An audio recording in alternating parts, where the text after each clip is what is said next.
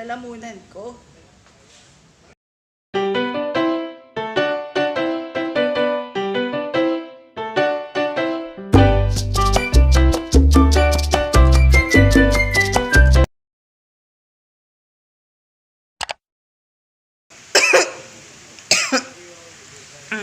Sama yung aramdam ko po, parang yung may problema ako dito sa lalamunan.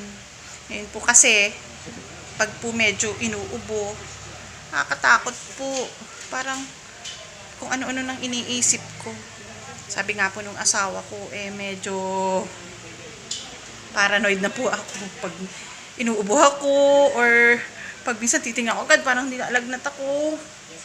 Kaya, ang ginagawa ko po, nag-steam po ako. Napanood ko po ito sa YouTube din, at saka parang may nabasa po akong article na nakakatulong daw po.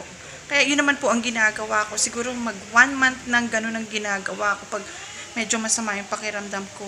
Kaya pakita ko po sa inyo kung paano ko ginagawa yung pag-steam. Ito po.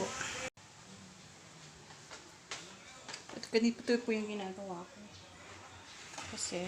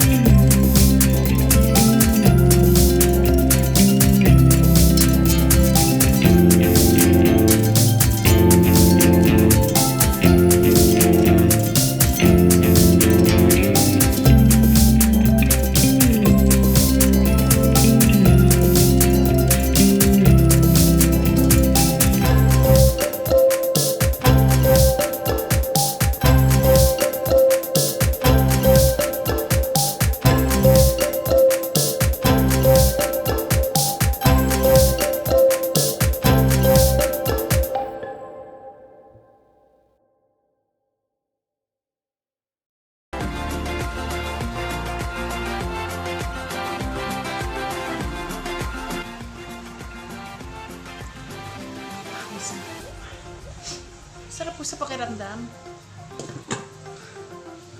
Parang yung plema na hindi mo kalabas-labas, parang natutunaw siya.